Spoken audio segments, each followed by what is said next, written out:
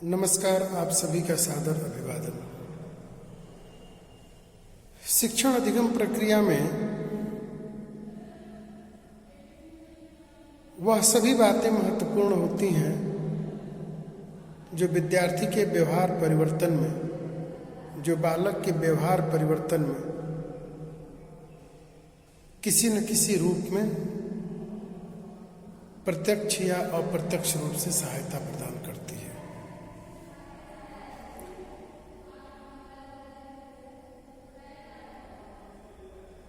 21वीं सदी के वैज्ञानिक चिंतनों में शिक्षा को, अधिगम प्रक्रिया को और ज़्यादा विस्तार देने के लिए, इसकी अधिगम प्रक्रिया को और ज़्यादा सरल बनाने के लिए मनोवैज्ञानिकों द्वारा निरंतर इस पर चिंतन मनन किया जा रहा है और सदैव इस बात पर एक विमर्श होता रहा है कि शिक्षा बालक के लिए है कि बालक शिक्षा के लिए है।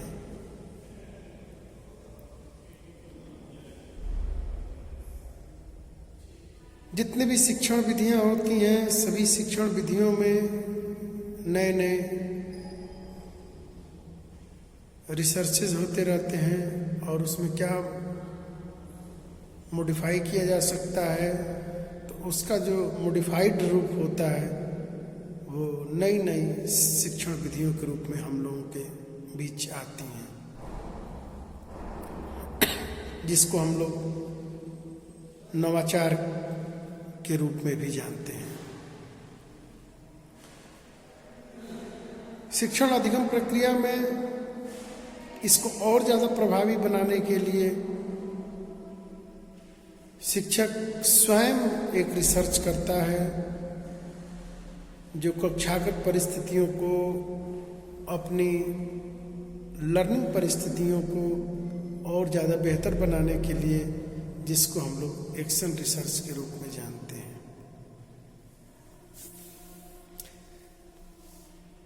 शिक्षा तो एक निरंतर चलने वाली प्रक्रिया है और अधिगम भी निरंतर चलने वाली प्रक्रिया है। दोनों एक ही सिक्के के दो पहलू हैं।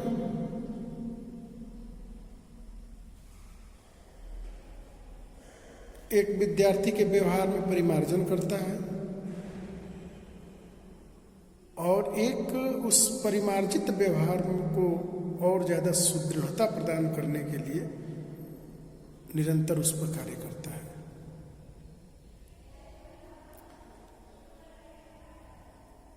एक शिक्षक के रूप में हम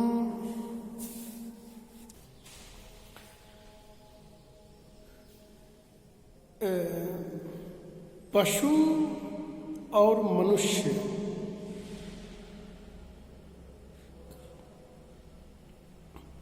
में अगर मूलभूत अंतर किया करना हो तो कौन से पैमाने पर उसको अंतर किया जाएगा? मनुष्य भी कभी कभी आप कहते हुए या खुद पाए होंगे कि अरे वो तो आदमी ही नहीं, वो तो पशु है। तो इसका मतलब कि मनुष्य होते हुए भी यदि उसको पुरुष पशु की या पशु से तुलना की जा रही है तो कोई ना कोई बात जरूर है। तो इसका मतलब कि मनुष्य का व्यवहार भी पशु के व्यवहार जैसा रहा होगा, यह मनुष्य का अनुभव है। तभी व्यक्ति कहता है कि वो तो पशु है, बुद्धि एकदम बैल है।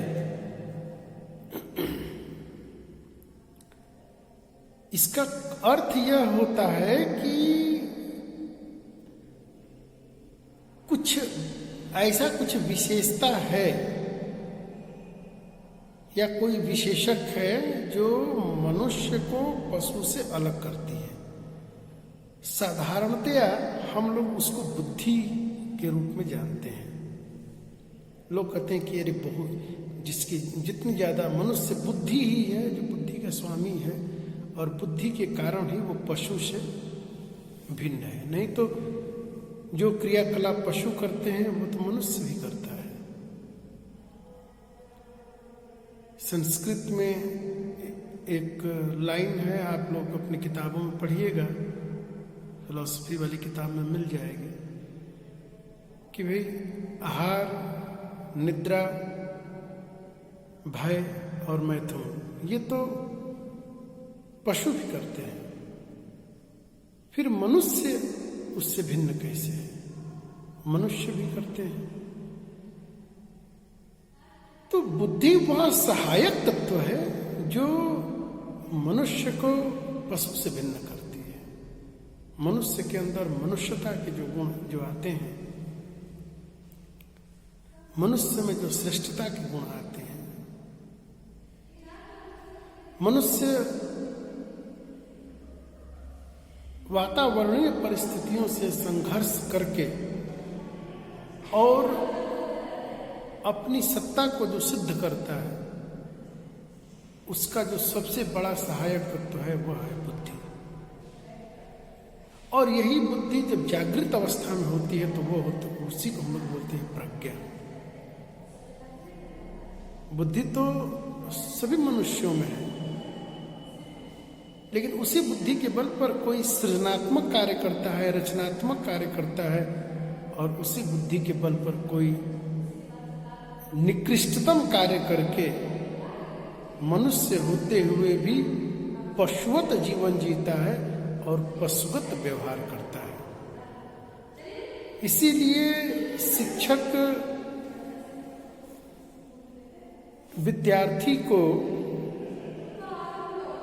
तो कहते हैं ना कि जब बालक जन्म लेता है तो वो भी पशु के ही समान होता है, दूसरे पे आश्रित होता है। लेकिन शिक्षा के द्वारा उसके अंदर जो नैसर्गिक गुण हैं, जो जन्मजात गुण हैं, जो उसकी सद्प्रवृत्तियां हैं, जो समाज स्वीकृत मान्यताएं हैं, जो समाज स्वीकृत व्यवहार है, उसको सिखाया जाता है या वह सीखता है। यदि किसी आप दूसरे समाज के व्यवहार को आप किसी दूसरे समाज के व्यवहार पर अप्लाई करेंगे तो भी आपको व्यक्ति पशुवत ही कहेगा। इसीलिए देश काल और परिस्थिति इस बहुत महत्वपूर्ण बात है। देश काल और परिस्थिति तय करती है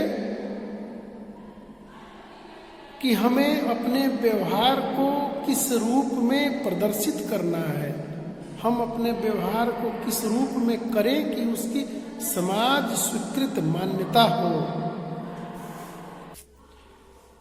इसी बुद्धि के कारण मनुष्य ने संपूर्ण जीव एवं अजीवों पर अपना वर्चस्व स्थापित किया है। और इसी बुद्धि के कारण मनुष्य ने अपने कल्याण हेतु नाना प्रकार के संसाधनों का, नाना प्रकार के सिद्धांतों का, विज्ञानों का और शास्त्रों का रचना किया है। बुद्धि ने ही मनुष्य को प्रगति के पथ पर अग्रसरित किया है।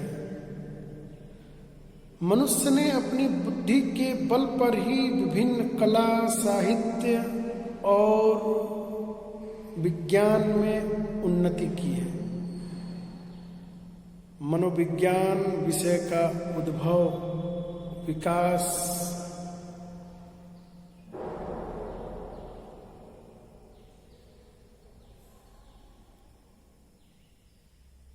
मनुष्य के व्यवहार का अध्ययन को एक व्यवस्थित आधार प्रदान किया,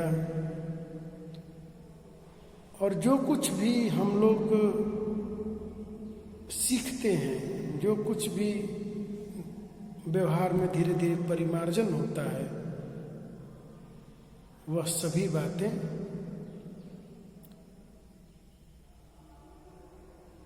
हमारे जीवन का एक अंग बन जाती है।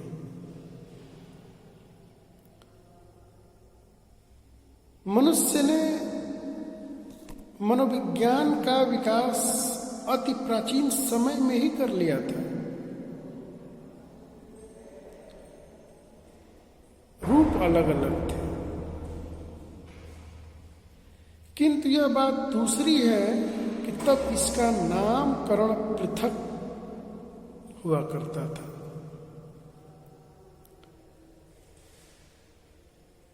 और आज मानव के व्यवहार का अध्ययन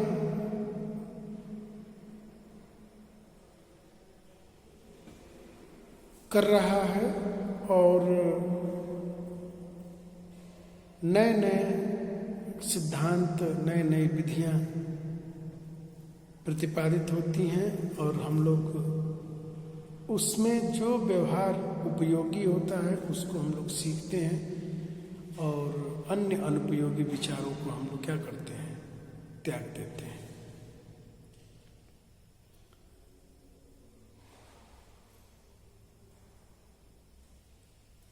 शिक्षण अधिगम प्रक्रिया ये जन्म से लेकर मृत्यु तक चलने वाली प्रक्रिया है। हम तो जीवन में कुछ ना कुछ सीखते रहते हैं, और जो कुछ भी सीखने के एक व्यवस्थित रूप प्रदान करती है या एक व्यवस्थित व्यवस्था देती है, वही सिद्धांत बन जाते हैं, वही मान्यता सिद्धांत बन जाती है, और वही सिद्धांत हम अपनी एक पीढ़ी से दूसरी पीढ़ी को हस्तांतरित कर देते हैं। कोई भी सिद्धांत, कोई भी व्यवहार शाश्वत नहीं है। शाश्वत है तो वह है सीखना, वह है मनुष्य की बुद्धि, ये शाश्वत है। देश काल और परिस्थितियां इन्हीं बुद्धि के व्यवहार पर निर्भर करती है, उसी के द्वारा हम लोग सीखते रहते हैं नई नई बातों को, नए नए व्यवहार को, नए नए सिद्धांत को।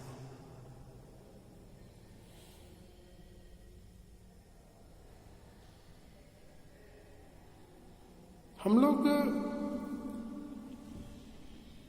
बहुत कुछ सीख भी गए हैं कि सीखना क्या है, अधिगम क्या है, अधिगम के सिद्धांतों पे चर्चाएं की हैं। मेमोरी, फॉरगेटिंग, लर्निंग प्लेटो, लर्निंग कर्व, बहुत कुछ हम लोगों ने इतने दिनों में सीखा है। बावला, Thorndike, Skinner, Kohler, insight theory, बहुत कुछ हम लोग सीखे हैं। तो सीखना तो निरंतर चल रहा है, लेकिन प्रश्न यहां पर यह है कि यह सीखना तब तक सीखना नहीं कहा जाएगा जब हम लोग इन सीखे गए सिद्धांतों का परीक्षा में उपयोग करके और हम अधिकतम अंक न हासिल कर लें।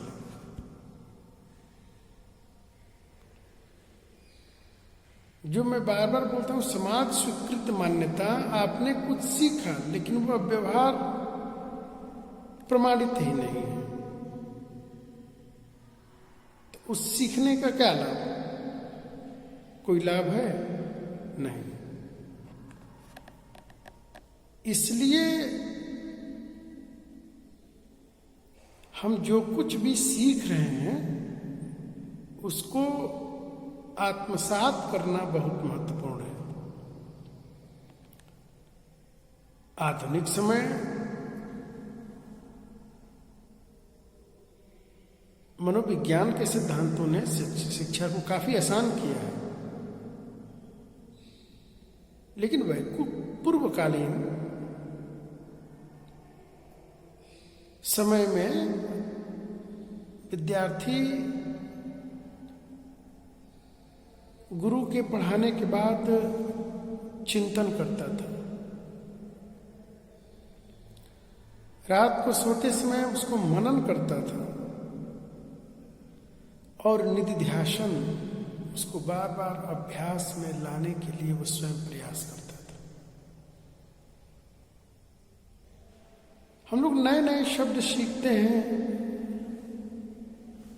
कभी किसी, आप लोग देखे होंगे बहुत बड़े बड़े कवि लोग आते हैं तो कई नई नई शब्दों को प्रयोग करते हैं। बहुधा हम लोग भी शब्द पढ़े होते हैं लेकिन प्रयोग में नहीं करते। सबसे बड़ी बात एप्लीकेशन की है। हम प्रयोग करना कितना सफलता से किसी काम को कर पाते हैं या जान पाते हैं।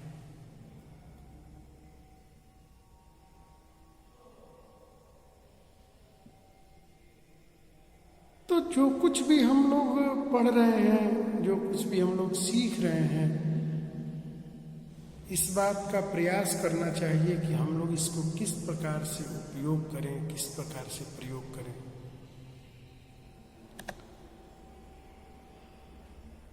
आप लोग किताब खरीदे होंगे, कुछ क्वेश्चन पेपर को मैंने साझा किया है आप लोगों से। प्रयास यह हो कि आप लोग उन प्रश्न पत्रों को घर पर बैठकर लिखने का अभ्यास करें और जैसे जैसे समय बीतता है, एक हफ्ता आप पुनः उस पर विचार कीजिए कि हमने क्या लिखा है। सीखने की जो हम लोग बात कर रहे थे उसमें ये प्रयास करना चाहिए कि हम लोग ऐसे क्या क्या, किन किन बातों का ध्यान रखें और क्या क्या इसमें तथ्यों को शामिल करें जिससे कि अधिगम और हमारा सरल बने।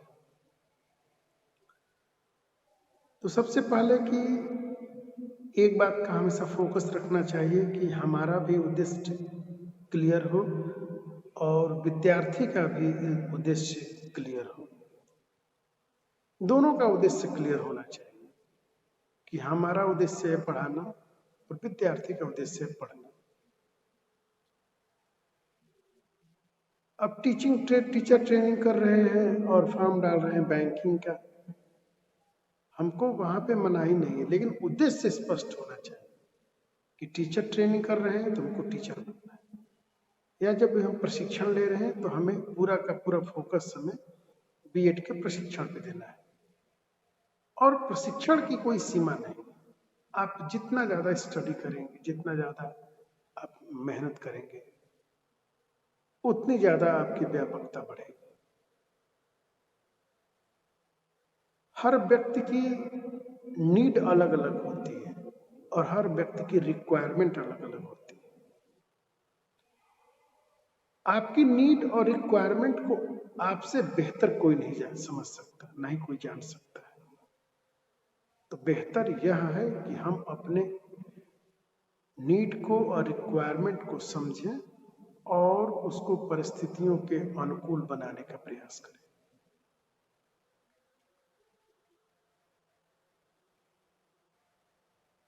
जो ऑब्जेक्टिव्स होता है उसको भी ठीक से पहचानें। क्लास में पढ़ाने जा रहे हैं तो जो हमारा ऑब्जेक्टिव्स है वो क्लियर होना चाहिए। हम क्या पढ़ाने जा रहे हैं, हम क्यों पढ़ाने जा रहे हैं, विद्यार्थी के व्यवहार में क्या परिवर्तन होगा, ये सब सारी बातें स्पष्ट होनी चाहिए, जिससे कि आप भी एक दिशा में काम कर सकें और स्टूडेंट भी एक दिशा में काम कर सकें। दूसरा है सीखने का संकल्प।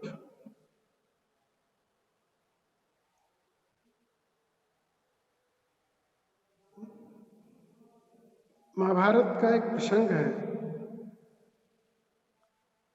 गुरु द्रोणाचार्य के उनके पुत्र भी उनके स्टूडेंट बने और पांडव और कौरव भी उनके स्टूडेंट बने। स्टूडेंट्स का आपस में द्वंद्व, इसकी मान्यता है।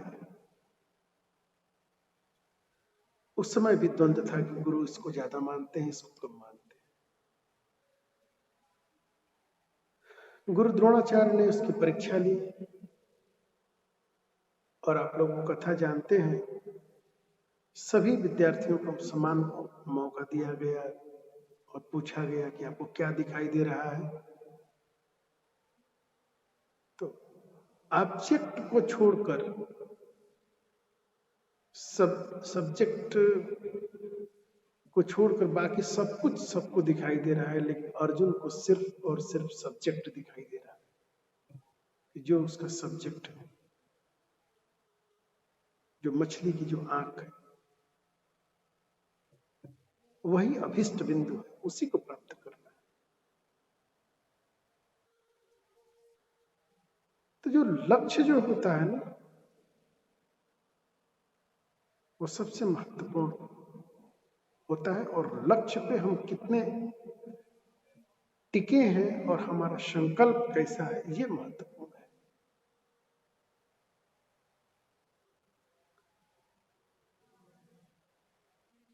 मैं अक्सर बोलता हूं कि शिक्षा एक सातत्य है।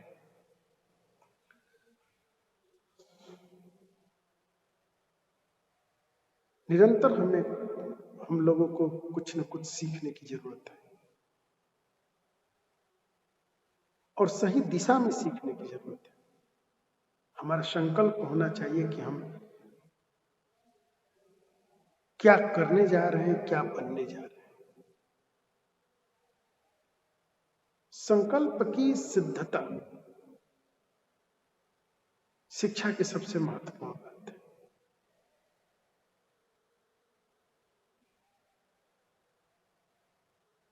एक शिक्षक के रूप में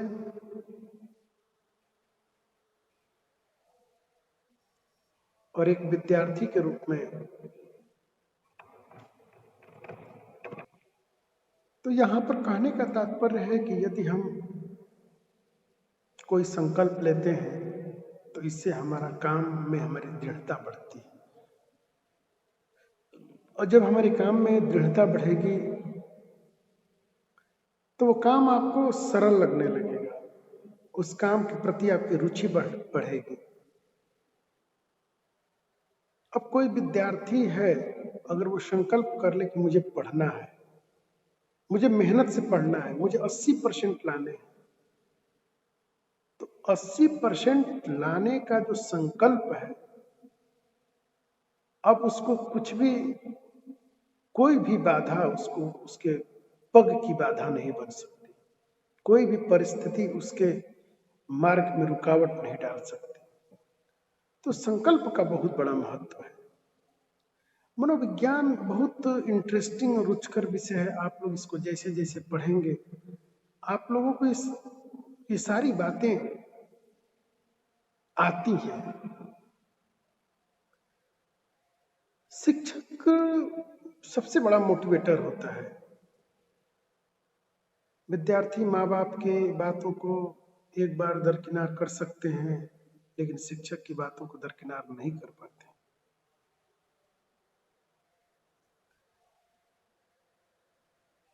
जो विद्यालय में जो प्रार्थना सभा होती है, उन प्रार्थना सभाओं में जो हम लोग पंक्तियां बोलते हैं, जो प्रेयर करते हैं, उसमें व्यक्ति सिर्फ शारीरिक, मानसिक और बुद्धि और विद्या ही नहीं मांगता, अपनी प्राणिक शक्ति को भी मांगता है। जितना ज्यादा व्यक्ति की प्राणिक ऊर्जा मजबूत होती है, और वो होती है जब हम सुबह में उठकर थोड़ा सा अभ्यास करें, थोड़ा सा श्वासोश्वास का अभ्यास करें, सुबह किसमें अपना संकल्प को दोहराएं, 2 घंटे हम अपने सब्जेक्ट को पढ़ें, आधे घंटे 1 घंटे लिखने का अभ्यास करें, शीशे के सामने, आईने के सामने खड़े होकर कम से कम 45 मिनट अपनी बातों को रखें, तो हमारी संकल्प में हमारी दृढ़ता आती है।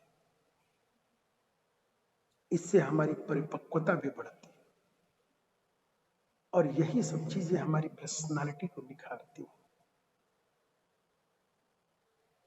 व्यक्तित्व को आकर्षक बनाने की कोई जन्मजात कला नहीं है, या कोई मार्केट में परचेज कर लेने से कपड़े व्यक्तित्व नहीं बन जाता। व्यक्तित्व हमारे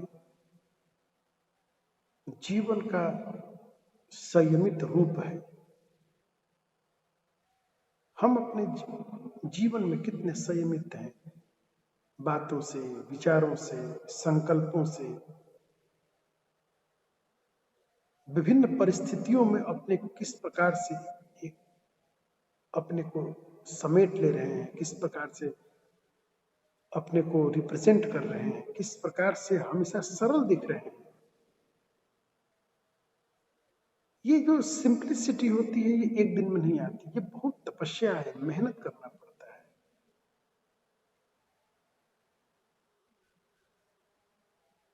और क्या आप ऐसे विद्यार्थियों का निर्माण करेंगे जो स्वभाव से चंचल हो? आप कहेंगे नहीं। और चंचलता तो मन का स्वभाव है, इसको एक दिन में नहीं मिटाया जा सकता। इसलिए आप लोग जो फिलॉसफी पढ़ते हैं तो उसमें हमेशा बताया गया है कि इंद्रियों की संग्रह, मतलब किस प्रकार से उसको संयमित किया जाए, इसकी सारी बातें बताई गई। इसके लिए आसन, नियम, प्रत्याहार, धारणा, ध्यान, ये समाधि, ये सारी बातें एक सूत्र में पिरोनी पड़ती है। तो जीवन में जितना ज्यादा हमारा संकल्प उन्नत होगा, उतने ज्यादा हम अपने जीवन में आगे बढ़ेंगे, और उतने ज्यादा हम मार्ग को बनाते जाएंगे।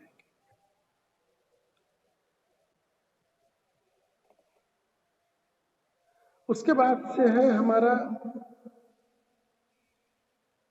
प्रयत्न, वितरित प्रयत्न।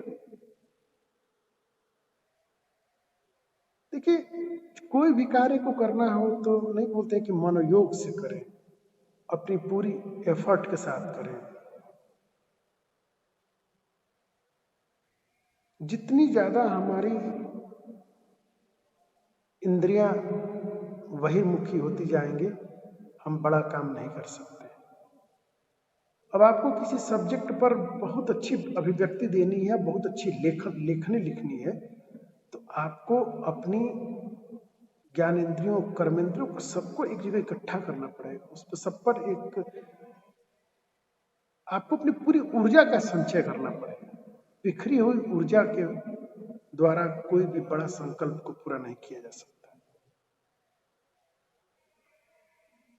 इसलिए शिक्षक को यह प्रयास करना चाहिए कि हम अपनी ऊर्जा को किस प्रकार से समेट कर उसको व्यवस्थित करें।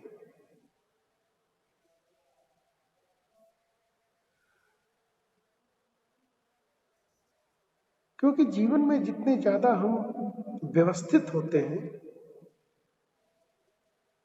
उतने ज्यादा ही हम आगे बढ़ते हैं।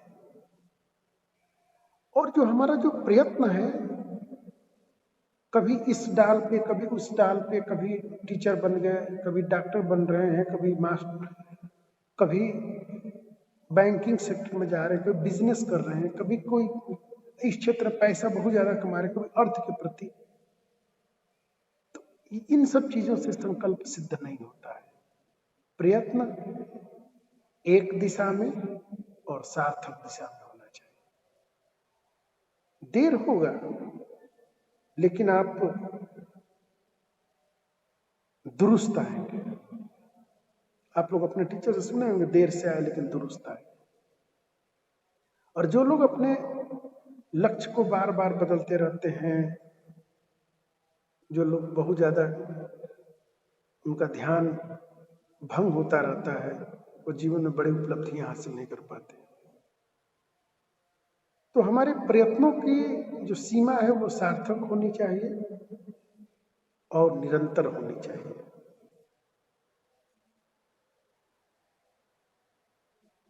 निरंतर प्रयत्न करने वाला व्यक्ति, वो कहते हैं ना कि कछुआ और खरगोश वाली कहानी आप लोगों ने सुनी होगी।